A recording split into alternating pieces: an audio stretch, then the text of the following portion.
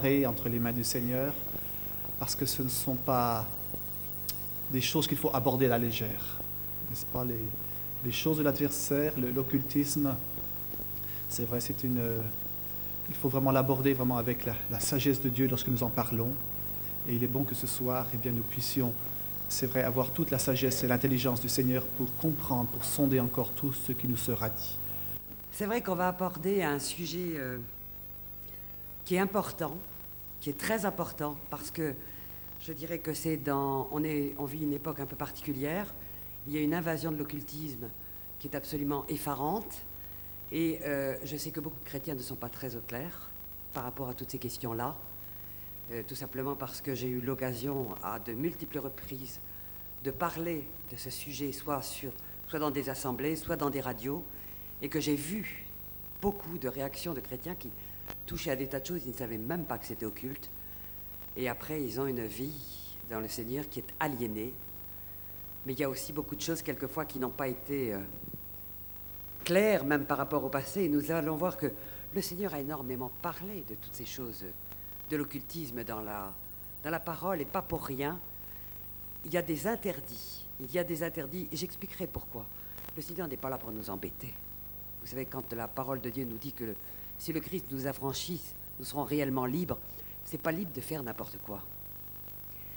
Vous savez, moi, un jour, j'ai vraiment compris que la liberté que nous donnait le Seigneur, c'était la liberté de ne pas pécher. C'était la liberté d'avoir le pouvoir de démasquer les pièges de l'ennemi et donc de ne pas nous laisser ligoter par lui. C'est la puissance de la vérité qui nous libère. Vous savez, moi, j'ai touché, comme je l'ai dit ce matin, j'ai touché pendant 25 ans l'occultisme. J'ignorais complètement.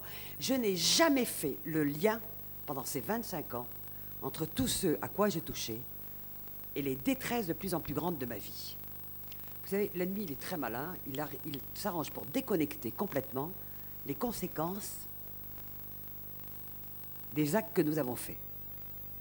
Si chaque fois que vous allez chez une voyante, en sortant, vous aviez un accident de voiture, vous avez très vite, les cabinets de voyantes se videraient. Je ne sais pas si vous le savez. Non, les conséquences sont complètement déconnectées parce que l'ennemi, lui, il a le temps. Vous savez, dans le monde spirituel, le temps n'existe pas. L'ennemi, il veut simplement notre âme. Il veut notre âme à la sortie. Et notre âme, il n'a pas le pouvoir de la prendre, sauf si nous la lui donnons. Alors, c'est vrai que j'ai touché à beaucoup de choses, et je vais commencer par lire un texte qui est un peu un résumé, parce que Dieu sait que le Seigneur a parlé sur ces sujets. Il a donné toutes les explications dans sa parole.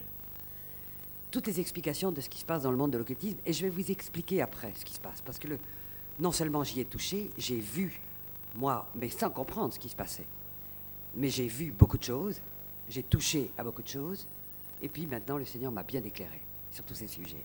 Il m'a libéré, parce que nous avons un Seigneur qui délivre. Vous savez, le Seigneur, il est venu pour détruire les œuvres du diable. Encore faut-il savoir entrer dans les victoires. Alors, je vais vous lire d'abord un passage qui est extrêmement connu, sur lequel je m'étendrai un peu, parce que il y a des choses très condensées dans ce passage. Je lis d'abord le Deutéronome 18, 10.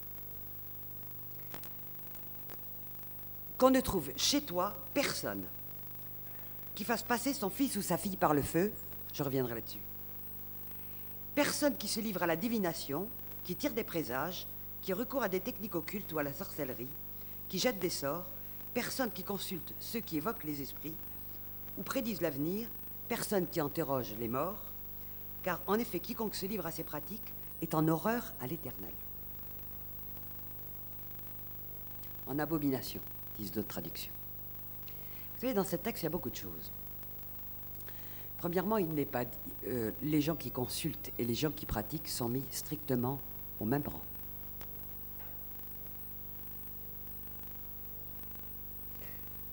Parce que la démarche qui conduit à consulter ou à pratiquer est exactement la même. Et nous verrons quelle est cette démarche.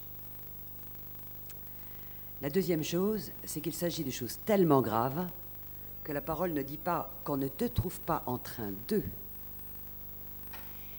il dit qu'on ne trouve chez toi personne qui. Ce sont des pratiques tellement graves que cela donne des droits énormes à Satan. Et c'est toute la famille qui est plongée dans la malédiction quand une seule personne touche à l'occultisme. Sur 4 générations, nous dit la parole. C'est comme ça qu'on voit dans des familles, et Dieu sait que, avec le ministère que le Seigneur m'a donné, j'entends des témoignages les uns derrière les autres. C'est absolument effarant de voir la manière dont des familles peuvent être décimées par la malédiction parce qu'une personne dans la famille touche à l'occultisme. Vous me direz, c'est injuste. Pourquoi les enfants paieraient-ils la faute des pères? La parole de Dieu dit aussi que Dieu bénit jusqu'à 1000 générations de ceux qui lui obéissent.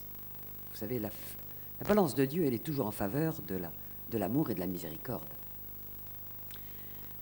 La seconde chose, c'est que le Seigneur nous rend responsables des enfants qu'il nous donne, et encore beaucoup plus responsables sur le plan spirituel. Et vous savez, 4 générations, c'est 4 générations qui peuvent se trouver en présence. Et vous savez, ce qui se passe, c'est que chaque génération a le choix d'aller vers Jésus et d'être libérée, ou de continuer l'œuvre des pères, en pire même éventuellement. Et vous savez il suffit qu'il y ait une génération qui se convertisse, qui vienne au Seigneur, et en général, très souvent, elle va pouvoir libérer toutes les autres. Elle va pouvoir apporter la parole de Dieu à toutes les autres. Mais c'est quelque chose de très grave. Nous verrons pourquoi c'est très grave. C'est pas quelque chose de léger, vous savez. Et il faut avoir les yeux grands ouverts parce que nous sommes dans un siècle, vous savez, moi quand j'avais 20 ans,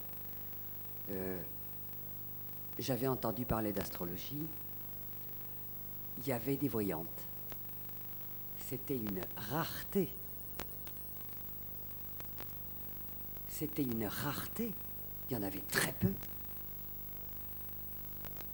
En 30 ans, je crois qu'elles ont dû se multiplier par 100 en France.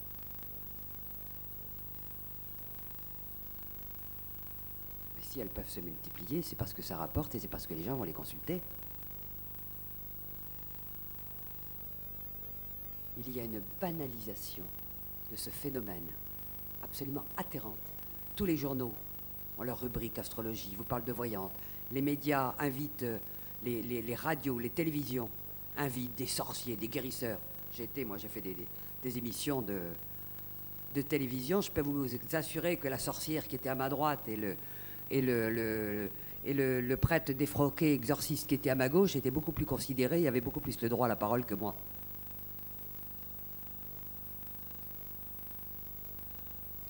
Nous sommes dans un temps de confusion absolument totale. L'astrologie, la divination et toutes les formes de New Age, d'occultisme, pénètrent toutes les entreprises. Elles pénètrent les écoles. Les enfants, on les initie à la sorcellerie. À travers les jeux donjons et châteaux, à travers... Moi, j'amène pour mes petites filles, elles auront à 2 ans et demi, et des petits livres d'enfants. Il y a des initiations à la sorcellerie dedans. Ouvrons les yeux sur les temps que nous vivons. Parce que Dieu n'a pas changé et les conséquences sont toujours les mêmes. Toujours les mêmes. J'ai dit cet après-midi que toutes les astrologues avec qui je faisais de l'astrologie, elles étaient toutes mortes. Vous savez, il y a eu une seule raison pour laquelle j'ai échappé à la mort, parce que je l'ai mérité 100 fois. C'est parce que si Dieu sait d'avance, Dieu est venu pour sauver, pas pour juger. Et nous sommes encore dans l'année de grâce du Seigneur. Peut-être plus pour très longtemps. La fin des temps est très proche. Et le jour de colère va être là un jour. Mais nous sommes encore dans le temps de la grâce. Et Dieu veut encore sauver. Et il sait d'avance tous ceux qui ont la moindre chance de venir à lui. Parce qu'il connaît tous les cœurs.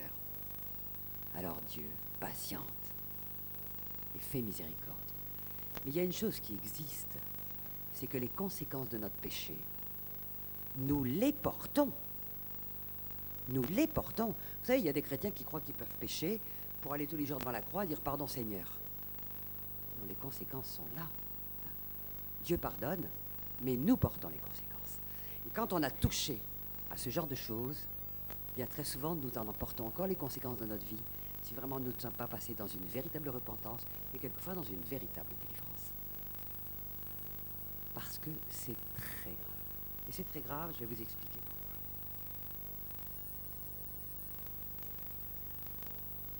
Nous sommes formés d'un corps, d'une âme et d'un esprit. Tant que nous sommes païens, nous ne faisons aucune différence entre notre âme et notre esprit. Tout simplement parce que notre esprit est mort. D'ailleurs, dans le langage courant, l'esprit, c'est l'intelligence. Maintenant, l'intelligence fait partie de l'âme. Et elle est détruite après la mort. Notre esprit, c'est quelque chose qui est mort à la chute de l'homme. Et quand nous recevons une nouvelle naissance, cet esprit revit. Parce que le Saint-Esprit vient l'habiter. Sans le Saint-Esprit, cet esprit est mort. À ce moment-là, nous pouvons devenir, plus nous sommes remplis de l'Esprit, plus nous vivons en communion avec Dieu, plus nous pouvons devenir, je dirais comme des canaux de transmission de paroles de Dieu, de prophéties de Dieu, mais aussi de la puissance de Dieu. Quand un roi de Dieu impose les mains par exemple à quelqu'un, ce n'est pas dans ses mains que réside un pouvoir quelconque. C'est le Saint-Esprit qui transite. Il appelle le Saint-Esprit pour visiter la personne, et c'est le Saint-Esprit qui agit.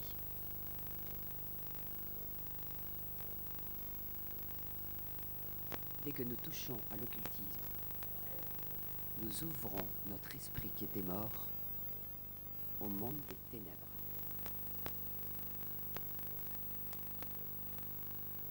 Qui est avide de pouvoir se servir d'un instrument qu'est l'homme, parce que le monde des ténèbres est privé de moyens d'expression.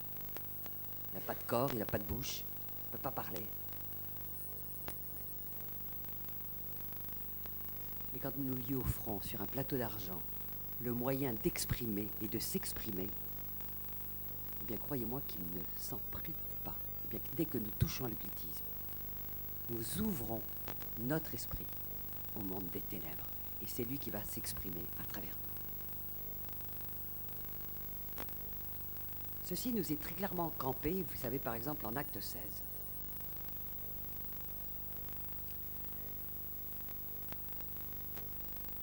Il y a une femme qui suit les apôtres depuis 3 jours. Cette femme, elle a quelque chose de très particulier. Vous savez, elle proclame l'évangile avec Paul. Hein. Elle dit, ces hommes ont la vérité. Elle est croyante. Hein. Elle croit en Dieu. Moi, j'ai rencontré des tas de médiums, des tas de voyantes. J'en ai rencontré des centaines dans ma vie. Ah, mais qui croient sincèrement en Dieu. Qui prient même.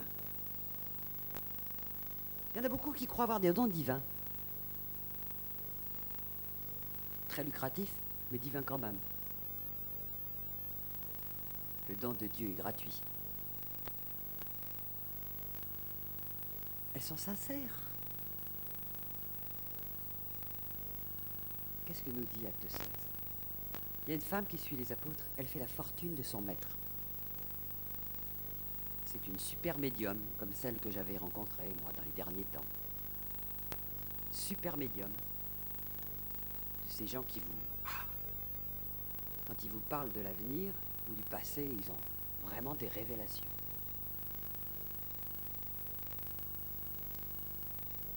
Et Paul, qui a du discernement, parce qu'il est rempli de l'esprit. Il sait discerner ce qui vient de Dieu et ce qui ne vient pas de Dieu. Et au bout de 3 jours, il chasse sur cette femme un esprit de python. La divination est donnée par un esprit de python, de serpent. Plus quelqu'un est médium, plus il a un esprit de python. Il m'est arrivé de chasser des esprits de médiumnité. Quelquefois, il y a des odeurs épouvantables qui s'en vont avec les esprits de médiumnité. Moi, quand j'ai nettoyé, purifié toute ma maison, des centaines de livres d'occultisme, de tarot, de machin, de thèmes astrologiques, tout ce qu'il y avait dedans. Vous savez, j'ai mis des semaines et des semaines. Je crois que l'ennemi, il me les cachait. J'en avais partout des livres. Il y en avait dans la boîte aux gants de ma voiture, il y en avait dans mon coffre, il y en avait dans mon sac de sport, dans mon club de sport. Enfin, il y avait partout. C'est effarant. J'étais envahi, je ne me rendais pas compte à quel point j'étais envahi. Mais quand j'ai fait ce nettoyage, j'ai été envahi plusieurs jours de rang par une odeur nauséabonde, effrayante, insoutenable. C'était l'ennemi qui était fou furieux. Et si le Seigneur l'a permis, c'est que ça m'a vraiment fait comprendre de quoi j'étais entouré.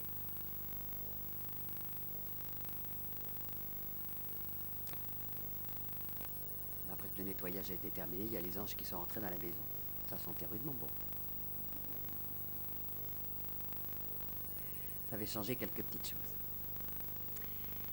Je vais vous expliquer pourquoi des médiums peuvent vous dire l'avenir. Vous savez, moi j'ai fait des thèmes astrologiques pendant 25 ans. Le thème astrologique, ça me plaisait bien parce que c'était scientifique. Moi j'étais mathématicienne de formation, donc pour moi ça c'était des sciences qui venaient... Bah oui, ça vient de Babylone. Hein. Ça vient de drôlement loin. Hein. Le thème astrologique, il y avait déjà des astrologues à Babylone. Hein. Pour moi, une science qui remontait à 5000 ans, c'était forcément de Dieu.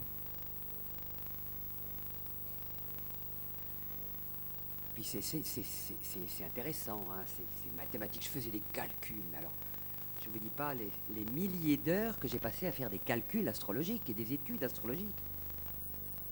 Alors ça, c'est vraiment des œuvres vaines, ça je peux vous le dire. Mais je croyais être très forte. Et vous savez, je prédisais des choses, elles arrivaient. Hein. Je faisais aussi des tarots, je faisais des tas de choses. Moi, quand je prédisais un accident de voiture, il arrivait toujours. Ah, mais c'était immanquable. Hein.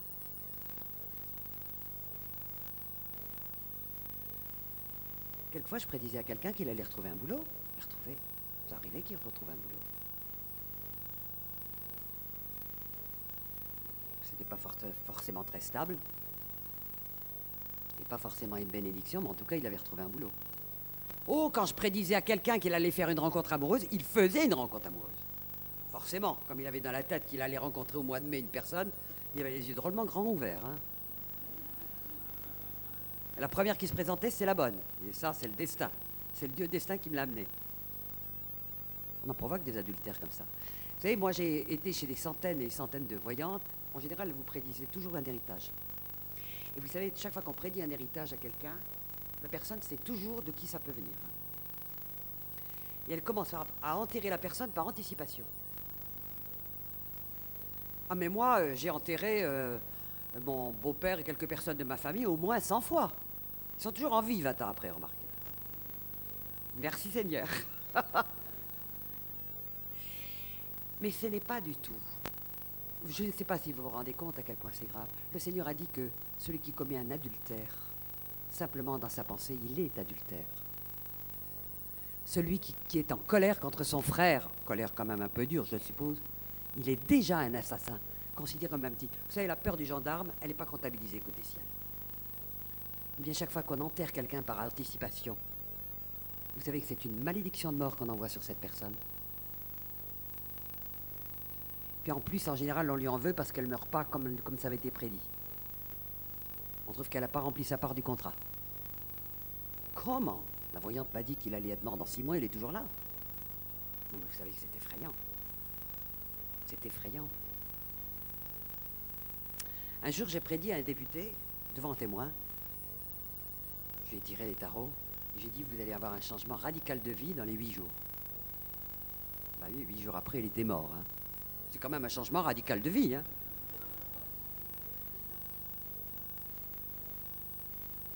Un jour, j'ai prédit à un très bon ami, je lui ai donné la date exacte, je lui ai dit, écoute, tel jour, tu vas être complètement ruiné et ta femme va te quitter. Et bien le jour dit, il a été complètement ruiné et sa femme l'a quitté. Oh, mais j'étais très fier de moi, hein, parce que je lui avais dit, si je te le dis, c'est pour que tu t'y prépares courageusement. Mais t'inquiète pas, il y a le téléphone qui sonne. Mais t'inquiète pas, les ennuis, ça durera que 5 ans. Mais c'est simplement pour que tu tiennes le choc. Hein. Marqué 10 ans après, elle était toujours dans la mouise, mais moi, j'étais plus là. Un jour, j'ai prédit à mon meilleur ami. Il s'appelait Claude. C'était comme un frère pour moi. Il était très inquiet. Il n'avait jamais voulu que je lui fasse son thème astrologique. Puis un jour, il vient me voir parce que ça allait vraiment pas bien. Le problème, c'est que souvent, on va consulter les gens parce qu'on est dans le désespoir, parce qu'on ne connaît pas Dieu. Il m'a dit, fais-moi mon thème. Alors je lui ai fait son thème. Et quand j'ai fait son thème, j'ai mes cheveux qui se sont dressés sur ma tête. J'ai dit, mais il est en très grand danger. Et j'ai dit à des amis proches, communs, pas à lui. J'ai dit, il faut faire très attention parce que Claude, il risque vraiment sa vie dans les 2 ans qui viennent. Quand il est venu me voir, je lui ai dit, non, Claude, tout va bien. Il me dit, non, mais t'as vu quelque chose, tu ne veux pas me le dire. Non, tout va bien. Je lui ai dit, écoute, il faut simplement que tu tiennes pendant 2 ans. Tu vas avoir 2 années un peu difficiles, mais il faut que tu tiennes. Alors il a disparu pendant 2 ans pour des raisons complètement annexes. Au bout de 2 ans, je le vois revenir. J'avais vu dans son thème qu'il avait le risque d'être assassiné par une femme. Au bout de 2 ans, il revient. Je dis, ça y est, c'est passé. Le risque est fini, on n'en parle plus, il est définitivement sauvé, c'est terminé. 15 jours après, il a été assassiné par une femme. Sa femme, qui s'est suicidée derrière. Ce sont des malédictions. Et parce que c'est une très grave désobéissance à la parole de Dieu, on s'arroge le droit de connaître l'avenir.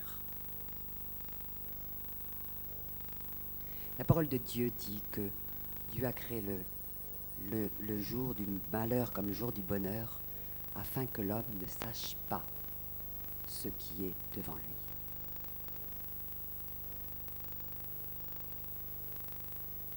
Quand des hommes s'arrogent le droit de connaître l'avenir des autres, c'est une prise de pouvoir, c'est de la manipulation. Et vous savez pourquoi il peut y avoir des vérités? À cause de la parole de Dieu. La parole de Dieu s'accomplit. Et il y en a un qui la connaît très bien, la parole de Dieu, c'est Satan. La parole de Dieu dit en Ésaïe 19.3 que ceux qui consultent, les devins, les nécromanciens, etc., Dieu va les livrer à des seigneurs durs, va les livrer à un roi cruel. On parle de l'Égypte, c'est-à-dire du monde. Il y en a un qui connaît très bien ça, quand on va chez un devin, chez un nécromancien, on parlera des guérisseurs aussi. Il y a Satan qui peut venir nous réclamer à Dieu au nom de la parole de Dieu. Au nom de la parole de Dieu. Vous savez, dans les évangiles, on voit à un moment donné, Jésus dit à Pierre, Satan vous a réclamé pour vous cribler comme du froment. Qu'est-ce qu'ils avaient fait, les apôtres? Ils n'avaient pas fait de l'occultisme. Il y avait eu 3 petits événements qui s'étaient passés l'un derrière l'autre. Première étape, Jésus dit, l'un de vous va me trahir. Ils sont tous en train de se demander, ils n'avaient pas très confiance en eux-mêmes. Est-ce moi, Seigneur? C'est la première étape. Il faut mettre les 4 évangiles côte à côte pour voir les trucs qui sont passés. Ils sont tous en train de demander si ce n'est pas eux qui vont trahir le Seigneur. Pas très sûr d'eux. La deuxième étape, ils commencent à se regarder les uns les autres, en se disant c'est pas lui, ils se transforment en accusateur. Et la troisième étape, ils demandent, Seigneur, quel est le plus grand d'entre nous? C'était pas très glorieux. Bon, on est comme les apôtres, vous savez, pas plus fort qu'eux. Quand on se sent pas très bien, on commence à avoir envie d'accuser l'autre, parce qu'on ne s'est pas senti très bien dans sa conscience. Et dans la troisième étape, on essaye de dire, moi je suis le plus fort, je suis le plus grand. Ben, cela suffit pour que Satan puisse réclamer les apôtres à Dieu. Acte d'orgueil, jugement, accusation. Il n'est pas dit dans la parole que Dieu a envoyé paître Satan. Il a dit que Jésus s'est interposé pour que leur foi ne défaille point, car ils ont bel et bien été criblés. C'est quelques heures après qu'ils vont tous abandonner Jésus, qu'ils vont tous se trouver profondément humiliés. Tous ceux qui se disaient « Est-ce que je suis le plus grand ?» ils vont tous s'enfuir. Il y en a 3 qui ne pourront même pas veiller avec le Seigneur, alors qu'il vient de dire que son âme était triste jusqu'à la mort. Alors qu'il vient de laisser entendre qu'il allait se passer des choses dramatiques. Et enfin, Pierre va le renier complètement. Lui, le plus courageux. Il va mourir de peur devant une femme, lui qui était toujours prêt à marcher sur les eaux, à faire des choses qu'aucun ne pouvait faire. Satan, quand on fait certaines choses, peut nous réclamer à Dieu. C'est dans ce brisement que les apôtres, après, vont, dans ce brisement qui va les amener dans une grande humilité, que le Seigneur, après, va pouvoir les utiliser pleinement. Parce que Satan fait toujours une œuvre qu'il trompe heureusement pour ceux que Dieu appelle, pour ceux qui sont prêts à accepter Dieu. Malheureusement, il fait beaucoup de destruction pour ceux qui sont dans la rébellion et qui refusent Dieu. Donc, au nom de la parole de Dieu, Satan peut nous réclamer à Dieu. Alors, s'il nous réclame, et s'il peut réclamer toute notre famille à Dieu, parce que quelqu'un dans la famille a touché à de l'occultisme, mais il a encore beaucoup de pouvoir sur terre. Le pouvoir que notre péché lui donne, que les hommes lui donnent. Je l'ai dit tout à l'heure, l'homme a donné la planète à Satan. Il a le pouvoir que nous lui donnons. Eh bien, il va pouvoir donc provoquer un certain nombre de choses. On le voit dans Job. Vous savez, il est capable de provoquer des incendies, un toit qui dégringole, des ennemis qui déclenchent et qui viennent tuer les enfants. Et encore, il peut faire des tas de choses. Hein. Quand nous touchons à l'occultisme, nous livrons notre famille, toute notre famille, à l'ennemi, au nom de la parole de Dieu qui peut s'accomplir. Mais la parole de Dieu est puissante puisque nous pouvons aussi libérer les captifs. Et quand nous nous repentons, quand nous acceptons la délivrance, c'est aussi souvent toute notre famille que nous pouvons délivrer en même temps. Ne l'oublions pas. Le poids de la miséricorde de Dieu est toujours beaucoup plus grand que le poids des conséquences de nos péchés. Parce que Dieu est bon et parce que Jésus a payé d'un prix extrême notre salut, notre libération et le reste. Quand vous voyez des voyantes, ne vous y trompez pas. Ce sont des pitons qui parlent par leur bouche. Et les charlatans sont tout aussi dangereux pour vous. Parce que ce qui a présidé au fait d'aller voir une voyante, c'est un manque total de confiance en Dieu. C'est un manque de connaissance de sa parole. Dieu a dit, mon peuple périt faute de connaissance. Là, il parle de son peuple, hein. Il ne parle pas des païens. Hein. Vous savez, dans le peuple de Dieu, on va en parler tout à l'heure, le nombre de choses que les chrétiens font sans se rendre compte qu'il s'agit d'abomination, c'est effrayant. Parce qu'ils ne connaissent pas la parole. Je vais parler des guérisseurs. J'en parlerai rapidement. C'est pareil, les guérisseurs. Vous savez, tout ça, c'est des aveugles qui conduisent des aveugles. Les guérisseurs, il y en a, la plupart croient avoir reçu un don divin ou un don en héritage de la famille. Hein, je suis né guérisseur, j'ai un don de Dieu. C'est pareil, la parole de Dieu. Vous savez, le surnaturel qui n'est pas de Dieu, il est du diable. Il n'y a pas de zone au milieu. Et vous savez, le surnaturel du diable, il imite souvent celui de Dieu. Si vous aviez lu comme moi certains livres de magie, vous verrez que la plupart des gestes qui sont inscrits dans le petit Albert, on peut les trouver dans la Bible. Il y a une chose caractéristique dans la Bible, vous savez. Dieu a fait faire des gestes très étonnants à certains de ses oints. Il leur faisait jeter du sel dans les fleuves, il leur faisait se mettre une ceinture de lin, la mettre dans un rocher. Enfin, des tas de gestes il a fait faire. Moïse, il lève un serpent d'airain, il va quand même le faire. Mais il y a quelque chose d'extraordinaire dans la Bible. Dieu n'a jamais fait faire deux fois le même geste à son peuple. Dieu est création permanente. La magie commence dans la répétition des gestes. Vous savez, Moïse a perdu l'entrée dans la terre promise à cause de ça. La première fois, Dieu lui a dit, frappe ce rocher. Il a frappé le rocher, un fleuve d'eau a jailli. La deuxième fois, Dieu a dit à Moïse, parle devant ce rocher. Et Moïse, il s'est fié à un truc qui avait marché la première fois. il a commencé à déporter la puissance de Dieu sur son geste. Et il a dit, est-ce de ce rocher que nous vous ferons jaillir de l'eau? Il a commencé à s'arroger le pouvoir de Dieu en répétant un geste qui avait déjà marché. Et vous savez quelle a été la sanction pour Moïse. Et Dieu n'a pas utilisé à la légère ce qu'il a dit. Il a dit la désobéissance est aussi coupable que la divination. Tout geste rituel, répétitif, dont on croit qu'il a un pouvoir en lui-même, on est déjà dans les confins de la magie et de la sorcellerie. Parce que c'est Dieu qui agit. Et c'est toujours Dieu qui agit. Tous les sorciers, les guérisseurs croient que le pouvoir vient d'eux. De leurs rituels, de leurs gestes, de leurs incantations. Alors que ça vient des démons. Qu'ils appellent. Dieu ne parle pas beaucoup des actions de Satan parce qu'il n'est pas là pour le glorifier, mais chaque fois qu'il en parle, il en parle de manière très claire.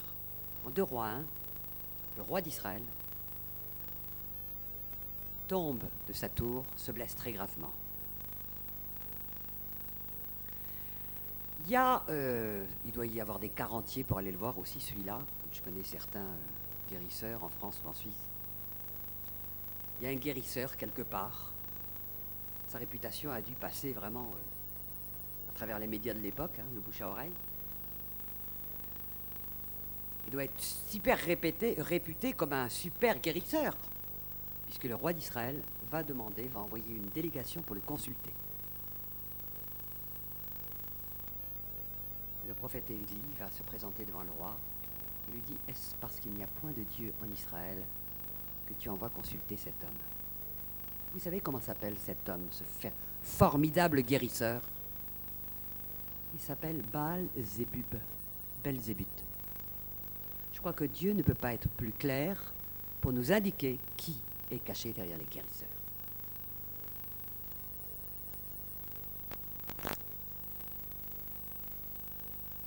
J'ai prié pour beaucoup de gens qui avaient été voir des guérisseurs. Les conséquences sont souvent terribles, vous savez. Un jour, le Seigneur a voulu vraiment me montrer que j'étais à Genève. Et je crois que vraiment le Seigneur a voulu me montrer quelque chose. 2 jours d'affilée dans 2 églises différentes, 2 garçons de 20 ans sont venus couverts d'un psoriasis, des pieds à la tête, qui les défigurait, qui était vraiment terriblement aliénant dans leur vie. Et les 2 m'ont dit, sans s'être concertés, puisqu'ils ne se connaissaient pas,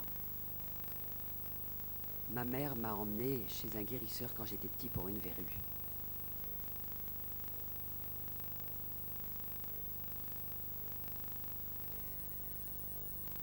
Quand vous allez chez un magnétiseur qui vous impose les mains, qui est une imitation de ce que Dieu veut faire à son peuple, eh bien tout simplement, puisque ce n'est pas le Saint-Esprit qui l'appelle, ce sont des démons. Et les démons, ils ne se font pas prier pour entrer. Vous savez pourquoi? La parole de Dieu nous dit que dans un corps, les démons sont au repos. Vous savez, on ne les voit pas, on vit très bien avec. Moi, j'ai vécu pendant des années avec un paquet. Je peux vous dire que j'ai eu un sacré paquet de délivrance quand je suis venu au Seigneur. On ne les voit pas, vous savez, tout leur rôle, ça consiste à se cacher, à influencer subtilement la personne, à la démolir de l'intérieur. Mais ils ne se manifestent pas.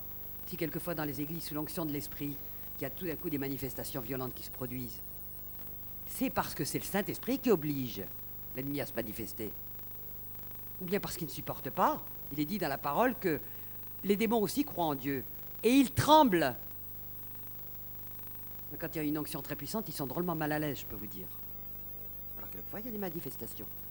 Mais en temps normal, vous n'en verrez pas. Sauf dans des cas extrêmes.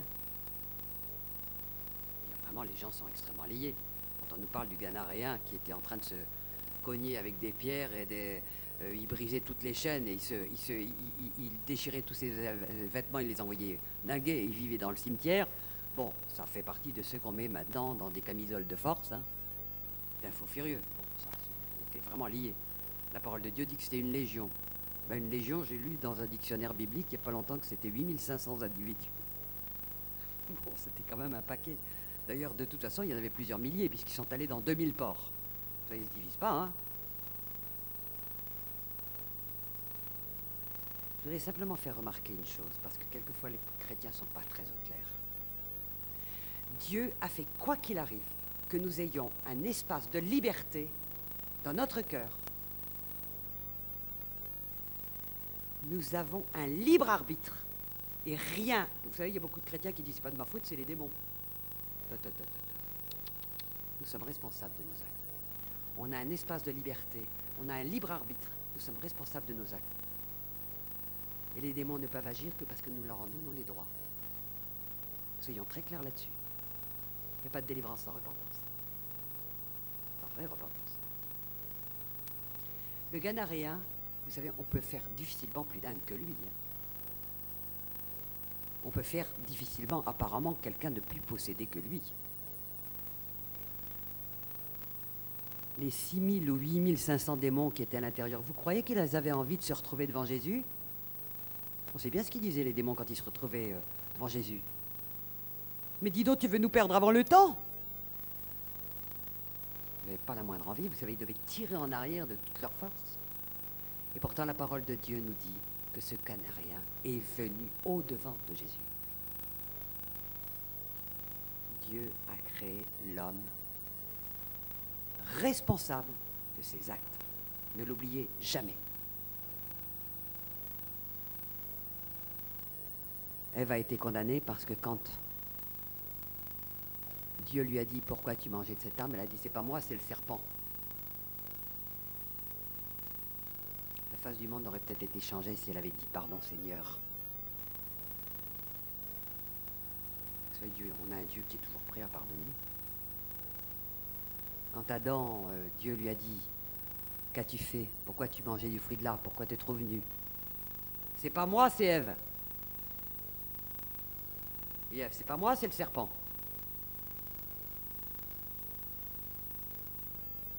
Nous ne pouvons recevoir la puissance de Dieu dans notre vie que si nous acceptons de prendre la pleine responsabilité de nos actes, de tous nos actes. Et la parole de Dieu va plus loin et nous demande même de nous repentir pour nos pères, pour nos ancêtres. Vous savez, Daniel, quand il a voulu retrouver Jérusalem, l'habitation de paix, qu'on pourrait assimiler au foyer, eh bien, il a fait une des plus sublimes prières de la Bible pour se repentir, pour les pères, pour les rois, pour ceci, pour cela. Néhémie et Esdras pour rebâtir Jérusalem. On fait la même chose. Quand nous voulons que notre foyer, qui a été dévasté quelquefois par les malédictions, soit rebâti, complètement rebâti, avec une bonne enceinte, fermée où l'ennemi ne peut pas rentrer, ne peut plus rentrer. Mais il faut savoir se repentir aussi pour ce qu'ont fait nos ancêtres. Et nous avons ce pouvoir. 2 Chroniques 7,14.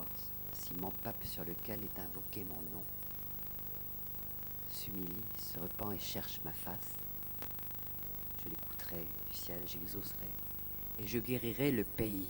Savez-vous que la repentance d'un enfant de Dieu est extrêmement puissante et qu'elle dépasse complètement le cadre de sa propre personne? C'est à nous de nous repentir pour ceux qui ne sont pas capables de se repentir autour de nous. Et c'est puissant. Et c'est puissant. Si mon peuple sur lequel est invoqué mon nom, Dieu nous a aussi donné ce rôle. Je vais parler du spiritisme, je l'ai évoqué très rapidement ce matin, mais je vais le parler dans un autre cadre, parce que c'est une des choses qui atteint le plus le peuple de Dieu. Je vais parler du spiritisme. J'ai évoqué ce matin le fait que, malheureusement, très souvent, quand on a eu un décès, on vit des choses tellement dures, c'est tellement terrible qu'on a tendance à penser que l'esprit du mort n'est pas là, il est toujours là près de nous, qui peut encore nous entendre. La parole de Dieu est catégorique. Non.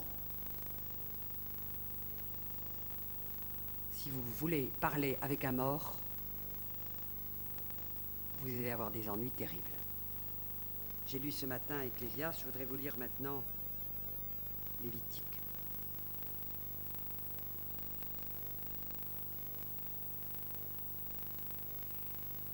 Si un homme ou une femme ont en eux le pouvoir d'invoquer les morts et de prédire l'avenir, mais c'est mis au même plan, ils seront punis de mort.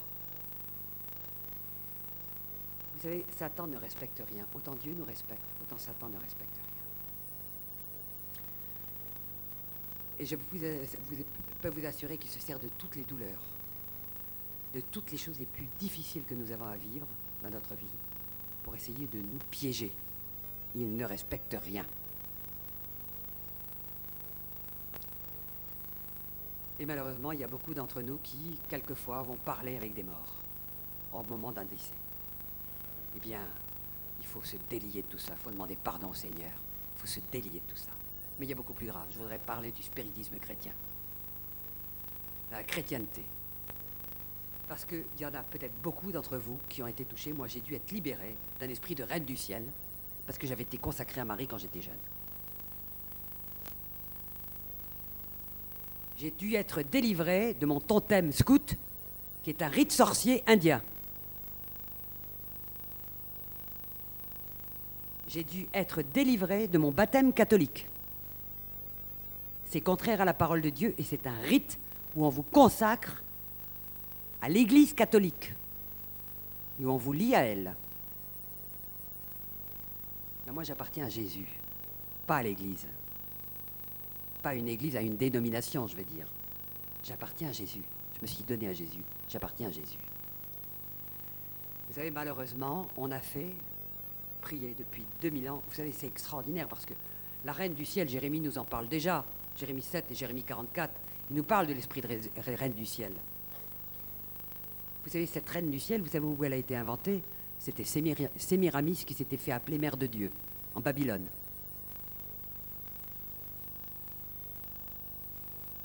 Ensuite, Isis, en Égypte, a été déifiée. Elle est revenue exportée au milieu des Hébreux sous le nom d'Astarté. Vous savez, les vierges noires, ce sont des représentations d'Isis. L'apôtre Paul avait dit aux Éphésiens, « Il viendra après moi des loups cruels qui n'épargneront pas le troupeau. » Le temple de Diane, contre lequel Paul a essayé de lutter, où il était dit, celle que l'on révère dans le monde entier, il était où? À Éphèse. Où croyez-vous que Marie a été proclamée mère de Dieu en 431? À Éphèse. Je veux dire que le Seigneur nous donne des clins d'œil.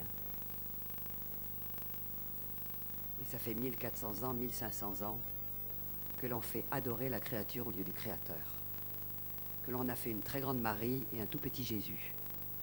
Qu'on représente tout le temps Jésus sur un crucifix éternel mort. L'ange avait dit aux deux femmes qui étaient près de la tombe, « Pourquoi cherchez-vous le vivant parmi les morts ?» Eh bien, si vous avez prié la Vierge dans votre vie, demandez pardon à Dieu. Déliez-vous de tout ça. Brisez toutes les malédictions qui vont avec. Vous savez, le Seigneur, quelquefois, me donne aussi à prier pour des gens qui ont prié la Vierge, et je peux vous assurer qu'il y a souvent des délivrances à faire. Parce qu'on a donné des droits terribles. C'est du spiritisme chrétien. On a invoqué la créature au lieu du Créateur. On a donné à une femme qui est morte depuis 2000 ans les prérogatives qui n'appartiennent qu'à Dieu. Parce que quand vous avez à Lourdes des centaines qui prient Marie, puis que vous en avez d'autres en Corée, puis que vous en avez d'autres en Chine, et que vous en avez d'autres au Japon, et puis d'autres à Rome, et puis d'autres à Paris, ça veut dire que Marie est omniprésente.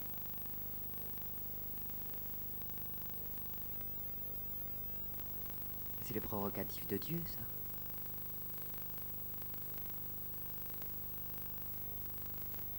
Dieu, il est composé du Père, du Fils et du Saint-Esprit. Alors, quand on a prié Marie, on a invoqué les esprits. Puis vous savez, il y a des trucs comme ça qui lient les gens. Je vais vous parler d'un exemple, j'en parlais tout à l'heure avec des amis parce qu'ils ont connu la personne. Il y a quelques mois, j'étais en Suisse et j'avais à cœur de prier pour une amie que j'avais côtoyée quelques mois plus tôt, en dîne chez elle, et elle m'explique qu'elle a une dépression nerveuse épouvantable. Une bonne chrétienne pourtant. Femme vraiment remplie de Dieu. Et pourtant, depuis des mois, elle avait une dépression nerveuse dramatique.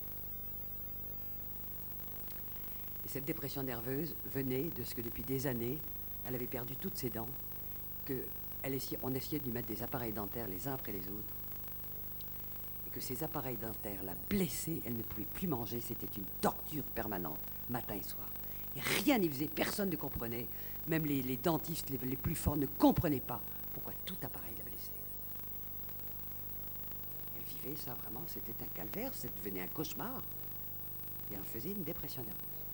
On prie pour elle, bon, rien ne se passe. Puis le lendemain, elle me rappelle, elle me dit, écoute, j'ai encore envie que tu viennes de prier avec toi, est-ce que je peux passer te voir? Je dis oui, pas de problème. Alors elle vient, et je prie pour elle, et puis tout d'un coup, dans la prière, oh, comme on doit être attentif à ce que le Seigneur peut nous dire. Tout d'un coup, le Seigneur m'envoie la vision d'un énorme lien très ancien, jauni, vous savez, comme une énorme corne de crin, mais complètement jaunie. Et je lui dis, ben voilà, le Seigneur m'envoie la vision d'un énorme lien. Je lui décris la vision. Et instantanément, le Saint-Esprit lui a montré de quoi il s'agissait. Un truc qu'elle avait complètement oublié. Et elle m'a dit, c'était une femme de 60 ans, et elle m'a dit, lorsque j'avais 7 ans, alors que j'avais des angines à répétition, ma mère m'a amené dans une église catholique, et le prêtre m'a consacré à Saint Blaise, parce que Saint Blaise est censé guérir tous les maux de gorge et tous les maux de bouche.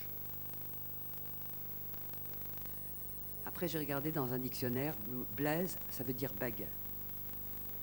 Eh bien, c'est 53 ans après que les conséquences du lien apparaissaient. Dans le monde spirituel, le temps n'existe pas. Moi, j'entends très souvent des chrétiens dire « Oui, j'étais chez un guérisseur, mais c'était il y a 25 ans ou il y a 30 ans. » Ben, si vous n'avez pas été purifié de ça, si vous n'êtes pas profondément repenti, l'ennemi s'en fout du temps. Il n'est pas régi par le temps comme nous. Il peut attendre 20 ans, 30 ans, 40 ans, 50 ans pour commencer à user de ses droits. Eh bien, on a brisé ce lien chez cette sœur. Il a vraiment senti, au moment où on brisé parce que la puissance du nom de Jésus, si vous saviez la puissance du nom de Jésus, je crois qu'on l'expérimente souvent, mais souvent dans la délivrance, on l'expérimente d'une manière extraordinaire et on est ébloui. Eh bien, on a brisé ce lien au nom de Jésus, on l'a délié de cette consécration. C'était un pacte avec un esprit démoniaque, c'était un pacte, il fallait le briser. Mais on a brisé ce pacte. Et cette sœur a été libérée. Elle a été libérée. Et elle a senti comme un énorme fardeau qui partait. Alléluia! Le nom de Jésus est puissant.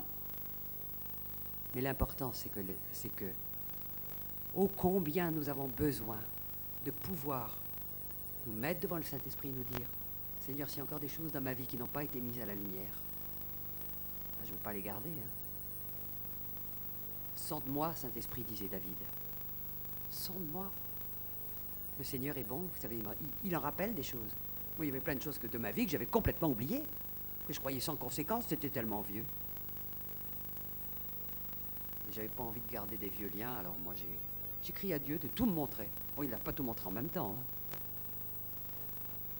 Au bout de 50 ans, quand vous arrivez au Seigneur, à 50 ans, je ne sais pas si vous savez ce que vous avez cumulé. Mais bon, en tout cas, j'avais fait le max.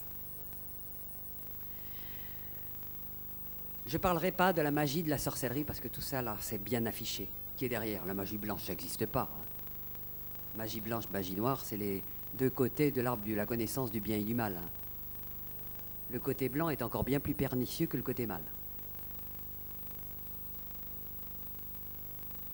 Dans beaucoup de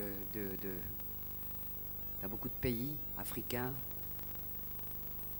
on consacre les gens, partout d'ailleurs où il y a de l'animisme, on consacre les gens à des bons esprits, en croyant protégés. Mais il y a des drôles de liens à briser derrière, je peux vous le dire, parce que l'ennemi, quand on lui a offert un enfant comme ça sur un plateau d'argent, je peux vous dire qu'il a des drôles de droits dessus. Ben, l'animisme chrétien, ça existe aussi. Nombre de gens que l'on consacre à Marie, à des saints, à des ceci, etc. C'est exactement pareil. exactement pareil. Gardons-nous dans notre vie, faisant très attention, très attention, très attention à tout ce que nous touchons. Parce que nous sommes souvent dans une grande confusion. Moi, je connais les gens qui mettent leur Bible sur leur cœur ou dans leur poche en croyant que ça va leur porter bonheur. On peut faire une idole de la Bible. Il y en a qui portent des croix en pensant que ça va les protéger. Mais si c'est le cas, jetez tout de suite votre croix. Vous avez transformé Jésus en un porte-bonheur, un talisman. Si vous portez une croix, c'est pour témoigner que vous êtes chrétien. Et le témoignage, ça s'accomplit en faisant les œuvres chrétiennes. En aimant les autres. Vous savez à quoi le Seigneur, il a dit qu'on ne nous reconnaîtrait pas à notre croix. Hein. Le Seigneur a dit qu'on nous reconnaîtrait à l'amour que nous aurions les uns pour les autres. Vous pouvez toujours porter une croix si vous voyez votre voisin ou votre beau-frère, vous savez, votre chrétienté, vous pouvez la mettre au vestiaire. Et la croix avec. Parce que vous êtes un contre-témoignage. Gardons-nous de toute l'idolâtrie, de toute la superstition. Vous savez qu'on a besoin d'un lavage de cerveau quand on arrive au Seigneur. Tellement de trucs. On est tellement imprégné par le monde, par l'esprit de la grande Babylone, parce qu'on y est en plein. On est tellement imprégné.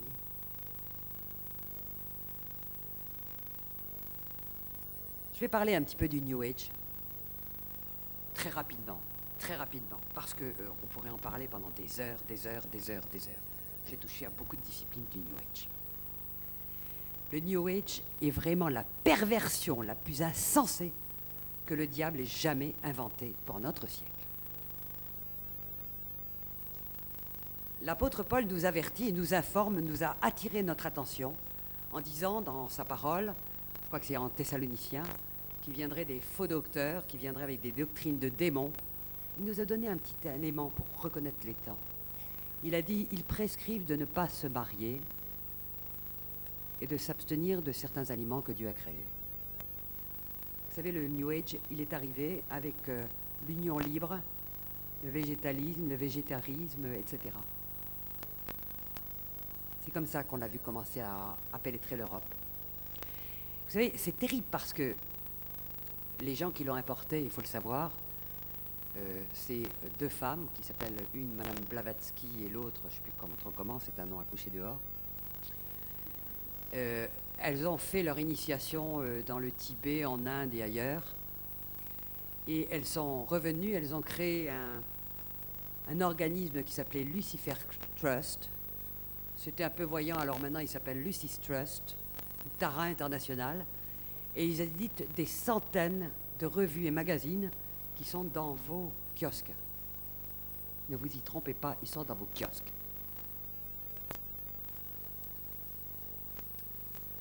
Plus évangélique que le New Age, il n'y a pas. On vous parle de paix, on vous parle d'amour. Hein, moi, les premiers slogans des hippies, c'était « Faites l'amour par la guerre ». Ah, moi, j'avais 20 ans, je trouvais ça génial. J'étais une bonne 68arde. Sur les murs de la Sorbonne, il y avait « Faites l'amour par la guerre ». Hein, il y avait partout. Ben, aujourd'hui, je sais que faire l'amour, ça n'empêche pas de faire la guerre. Surtout dans l'adultère.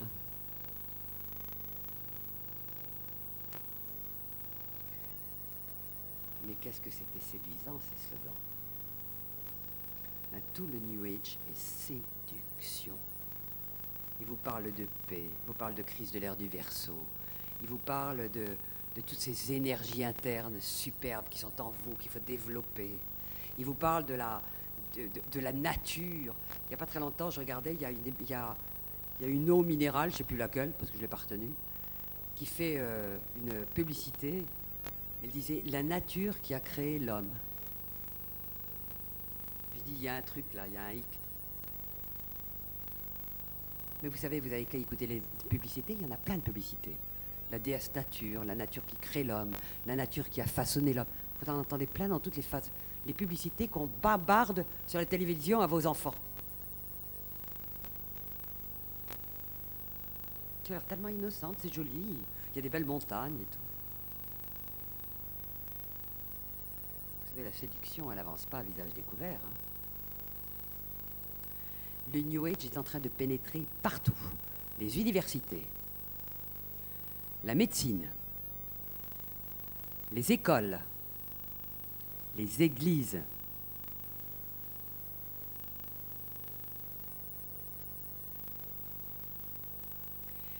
Dans le New Age, on vous fait croire que vous pouvez être Dieu sans Dieu. Moi, j'ai fait des séances de rebirth, nouvelle naissance, dans le New Age. Ça me coûtait très cher. Le jour où j'ai vraiment expérimenté une nouvelle séance, c'était une nouvelle naissance, c'était complètement gratuit.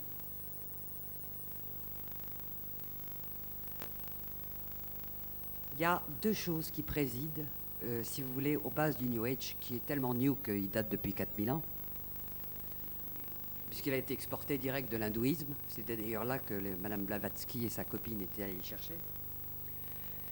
Il y a deux choses qui président. Deux croyances fondamentales qu'on retrouve maintenant en Occident partout.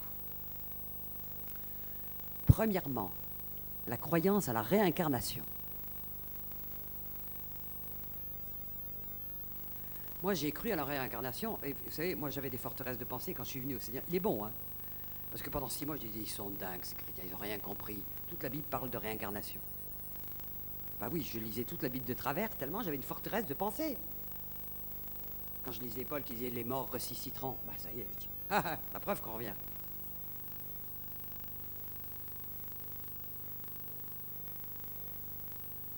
Le Seigneur est bon. Bah oui, on ne peut pas tout apprendre d'un coup. On apprend petit à petit.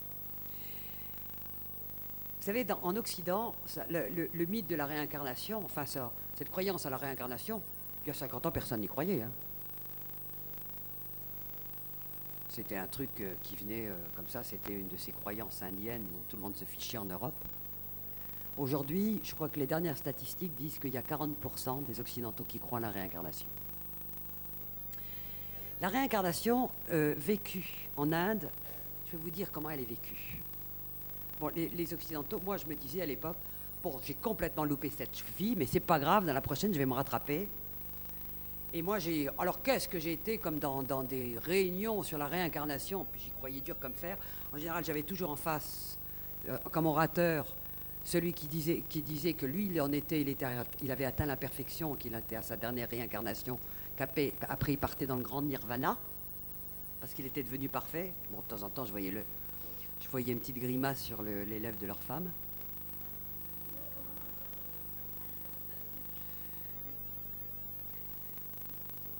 C'est marrant parce que si vraiment l'homme d'incarnation en incarnation se perfectionnait, bah, ce serait fantastique, parce qu'aujourd'hui, il n'y aurait plus que des saints sur Terre, hein, depuis le temps que les hommes se réincarnent.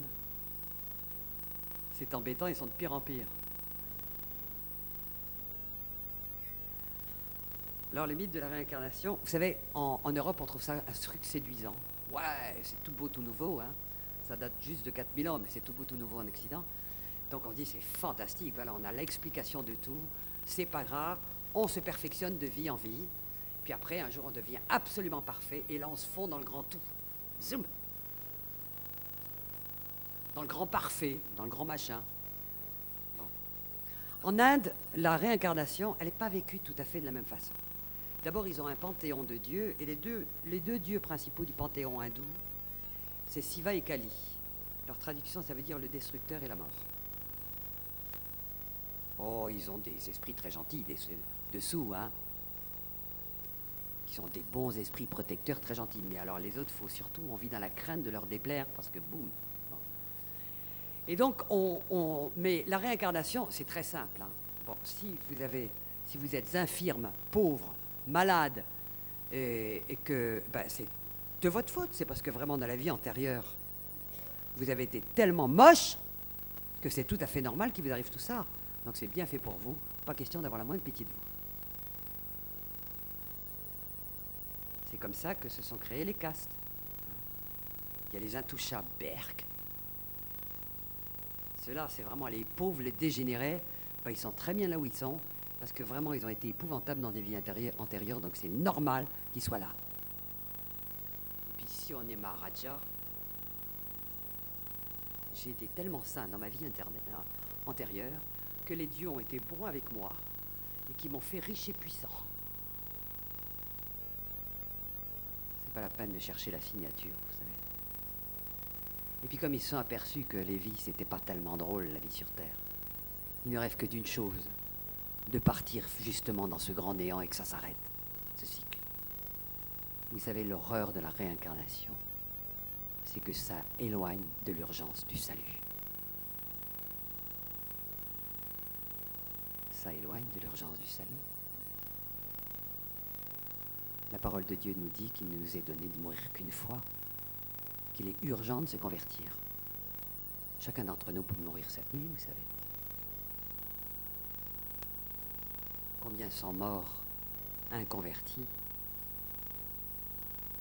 parce qu'ils se sont dit j'ai le temps devant moi. Ben, la réincarnation c'est pas grave, je me rattraperai dans la vie prochaine. Ça c'est une des bases du New Age et elle imprègne le New Age. La deuxième base, une des deuxièmes bases qui est aussi fort vieille, c'est toutes les techniques de méditation transcendantale, qu'elles passent par le yoga ou autre. C'est-à-dire le vide de l'esprit. Vous savez ce que nous dit la parole de Dieu, c'est de rendre toute pensée captive à Christ. Il y a une bonne raison pour ça. Il n'y a pas de vide de l'esprit. Un jour, le Seigneur m'a montré dans sa parole qu'un verset qu'on applique à juste titre à d'autres choses s'appliquait aussi à ça. Je crois que c'est dans Luc, je ne me souviens plus très bien de la référence. Il est dit quand l'esprit impur est sorti de sa maison, il va dans les lieux arides, il revient, il la retrouve balayée, ornée, alors il repart, il revient avec cet esprit plus méchant que lui. Mais le Seigneur m'a montré que ça s'appliquait parfaitement à la méditation transcendantale. Parce que cet esprit qu'on a envoyé, vous savez, notre esprit, il est impur tant qu'il n'a pas été sanctifié par le Seigneur. Cet esprit qu'on envoie valdinguer dans des voyages astraux ou ailleurs, je vous assure que ce n'est pas au 3e ciel qu'il va. Quand on a reçu la nouvelle naissance, la parole de Dieu nous dit que par notre esprit, nous sommes assis dans les lieux célestes. Mais je peux vous dire que quand on n'est pas au Seigneur, notre esprit ne dépasse pas le 2e ciel. Il ne revient pas tout seul. Et les gens qui ont fait des voyages astraux, de la méditation transcendantale, ont souvent besoin de grandes délivrance. Je connais quelqu'un dans cette salle à qui c'est arrivé et qui vit toujours encore des choses difficiles à cause de ça aujourd'hui. Ce sont des choses extrêmement graves. Alors, on a rebadigeonné tout ça en Occident avec plein des mots en isme. Vous savez, ça fait très très scientifique tout ça. Toutes les disciplines du New Age. On vous parle de trouver la sérénité, de dégager les énergies internes, etc. Toutes les disciplines du New Age se multiplient tellement que si vous voulez les reconnaître les unes des autres, vous n'y arriverez pas. Parce que ça imbibe tout. Vous pouvez aller chez un médecin qui a des diplômes extraordinaires, il va vous faire de l'iridologie, de l'hypnose, des machins, etc., que des trucs qui sont complètement démoniaques. Et qui vont vous lier. On a besoin du Saint-Esprit. On a besoin de dire, Saint-Esprit, montre-moi. Montre-moi. Vous savez, le Seigneur, si on est vraiment attentif, il nous fait perdre toute paix quand on est dans un truc qui n'est pas propre ou qui est malsain. Vous savez, il y a quelque chose qui est extrêmement caractéristique, qui peut nous faire reconnaître le New Age, je vous dis, qui souvent a des apparences tellement, tellement séduisantes, de la véritable parole de Dieu, de l'Évangile.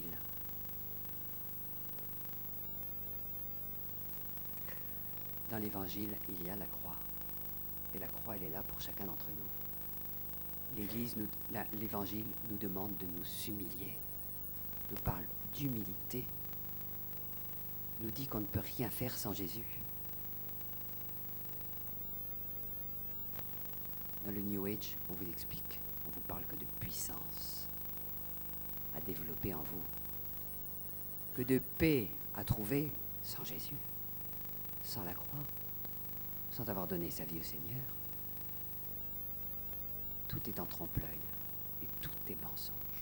Et c'est un mensonge extrêmement pernicieux et qui est en train d'envahir toutes les couches de la société parce que tout simplement, Nous sommes dans un temps où l'homme est devenu dans un tel stress, dans une telle angoisse, parce qu'il voit bien que tous ses rêves s'écroulent. Le matérialisme, on a fait le tour du matérialisme, de la science. Elle n'a pas apporté le bonheur, elle n'a apporté que la destruction. De plus en plus de destruction. Chaque fois que l'homme croit faire un progrès, fait un pas en avant dans le progrès, il en fait deux dans la destruction. Parce qu'il veut agir sans Dieu. Ça ne veut pas dire que la science en elle-même est mauvaise. Ça veut dire que l'ennemi pervertit tout. Et l'homme, il est actuellement complètement perdu. Il ne sait plus vers quoi se tourner.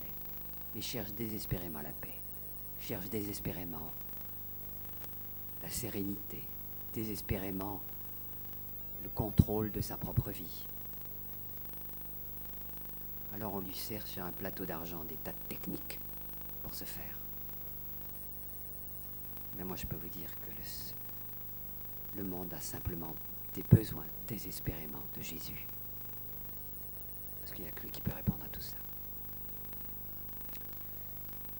Je vais arrêter là, parce que Dieu sait qu'on peut parler encore, parce qu'il y a tellement de choses. Je n'ai pas parlé des arts martiaux, je n'ai pas parlé de tous ces trucs qui sont des trucs en trempe-l'œil chaque fois. Vous savez, les arts martiaux. On vous apprend simplement à développer des énergies démoniaques, hein. Et c'est pour ça que les gens peuvent faire des trucs absolument insensés. Développer des forces absolument insensées. Vous savez, quelquefois, moi j'ai vu des gens dans des délivrances, des petites bonnes femmes frêles, toutes petites, 10 bons hommes n'arrivaient pas à les tenir lors de délivrance. Tellement les puissances étaient fortes à l'intérieur. C'est pas la force propre, hein. C'est les forces démoniaques qui sont là. Je voulais parler de tout ça parce que très souvent nous ne sommes pas très au clair, parce que nous sommes entourés de ça, parce que nous avons besoin d'éclairer autour de nous, d'alerter les gens. Ce n'est pas anodin, ce n'est tout sauf anodin. Vous savez, on peut prendre des exemples dans l'histoire. Si on prend par exemple l'exemple de toute la famille de Russie en 1917 qui s'était confiée dans un thaumaturge, un guérisseur, Raspoutine, un peu de vin. Tous ont été assassinés. Raspoutine avec. Il y a un lien direct. Il y a un lien direct. Ne vous y trompez pas, il y a un lien direct. Dans l'histoire de France, on peut trouver des tas et des tas d'exemples. Mais moi, j'ai même pas besoin d'aller chercher dans l'histoire. Je l'ai vu dans ma propre vie. Puis quand je prie avec les gens et que je vois des familles décimées par des malédictions, c'est presque toujours que quelqu'un a touché à ça dans la famille. Eh bien, soyons clairs avec ça. Venons devant la croix. Demandons pardon au Seigneur. Demandons éventuellement la prière des frères. Le nom de Jésus est puissant pour briser les malédictions, pour délier les chrétiens, pour libérer les captifs, car nous avons un Seigneur qui a vaincu Satan. Et que celui qui est en nous est plus grand que celui qui est dans le monde. Alléluia. Amen. Merci Seigneur. On va prier pour remercier le Seigneur. Après, vous pourrez rentrer vous coucher. Nous prierons simplement pour ceux qui veulent rester, qui sentent qu'ils ont des choses qui n'ont pas été réglées dans leur vie à ce sujet. Peut-être ils ont encore des liens. Peut-être qu'ils ont encore... ils sentent qu'il y a des malédictions qui pèsent sur leur famille et qui veulent bien être libérés par le Seigneur. Quand nous avons un Seigneur, vous savez, il veut nous libérer. Il veut libérer son peuple, complètement. Il veut détruire les œuvres de l'ennemi. Nous avons un Seigneur qui a pour nous des projets de paix et non de malheur. Alléluia. Amen, Seigneur Jésus. Seigneur, je te demande que ton onction vienne maintenant.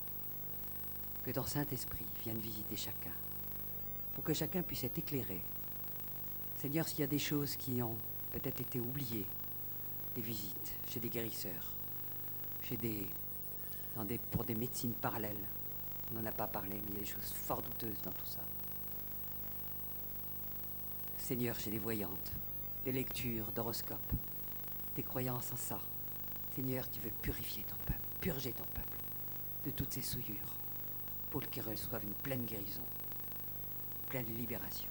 Éclaire, Seigneur, que chacun puisse se souvenir de demander profondément pardon, non seulement pour eux-mêmes, mais peut-être pour la malédiction qu'ils ont semée dans leur famille.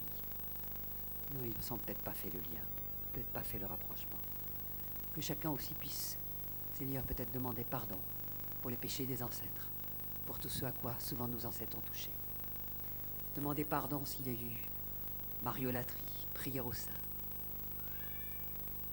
dans notre famille, que nous puissions être déliés de ces héritages, puisque la parole de Dieu nous permet de nous délier de tous ces héritages, puisque la parole de Dieu nous dit que notre héritage, c'est toi, Seigneur Jésus, puisque nous sommes devenus étrangers et voyageurs sur terre, en t'acceptant pour Sauveur et Seigneur de notre vie. Alors nous n'avons aucun héritage ici, mais notre héritage est dans le ciel. Et nous pouvons refuser tous les héritages spirituels, en même temps que les héritages matériels qui ne nous serviront à rien. Et être déliés ainsi de tous les poids d'héritage qui sont souvent très lourds dans nos familles. Seigneur, nous voulons te demander pardon. Pardon pour tout ce à quoi nous touchons, quelquefois sans le vouloir et sans le savoir. Pour tout ce que nous regardons, que nous écoutons dans les médias, qui sont souvent, Seigneur, imprégnés de confusion, de souillure. Pour toutes ces émissions que nous laissons voir quelquefois à nos enfants, qui vont commencer à imprégner de forteresses de pensées mensongères leur esprit. Seigneur, nous te demandons de protéger tes enfants, de les protéger, Seigneur, de la souillure du monde, du mensonge du monde, de nous protéger, Seigneur, de protéger nos enfants. Seigneur, c'est vrai que nous avons besoin d'écoles pour les enfants, pour tes enfants. Nous avons besoin d'écoles qui leur enseignent la pure parole. Nous avons besoin, Seigneur, c'est terrifiant, que dans notre pays, quelqu'un qui veut faire une prédication de l'évangile dans un jardin public peut être arrêté. Que dans nos écoles, la parole de Dieu n'ait pas le droit d'être apportée. Seigneur, ce pays est sous la malédiction, il est lié. Il est lié à cause de la faute de nos pères, qui ont assassiné les Juifs, qui ont assassiné les protestants, qui ont importé la déesse raison, qui acceptent maintenant que partout s'érigent des mosquées. C'est vrai, Seigneur, que ce peuple, ce pays est lié. Mais ce n'est pas sur nous que tu comptes. Nous comptons, Seigneur, mais sur ta puissance. Oui, Seigneur, nous comptons sur toi, pour que ta vérité pénètre à flot dans ce pays, pour que les médias soient reconquis, pour que tous ces mensonges qui sont colportés sur l'occultisme, qui pénètrent partout, tous les médias, écrits, parlés, ô Seigneur, que le message de vérité, de ta vérité passe, parce que là où ta lumière pénètre, les ténèbres reculent.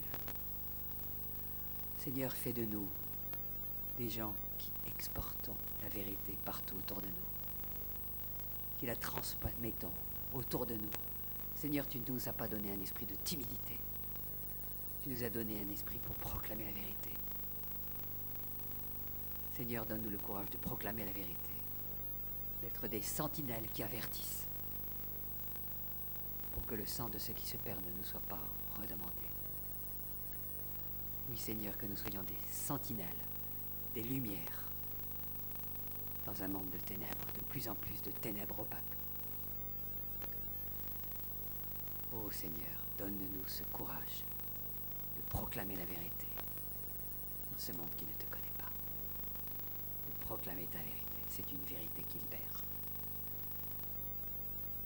La puissance de ton nom qui libère, Seigneur Jésus. Ô viens, Esprit de Dieu. Viens dans les ténèbres de nos âmes, éclaire tout ce qui n'a pas été mis à la lumière, pour que l'ennemi n'ait plus de prise sur nous.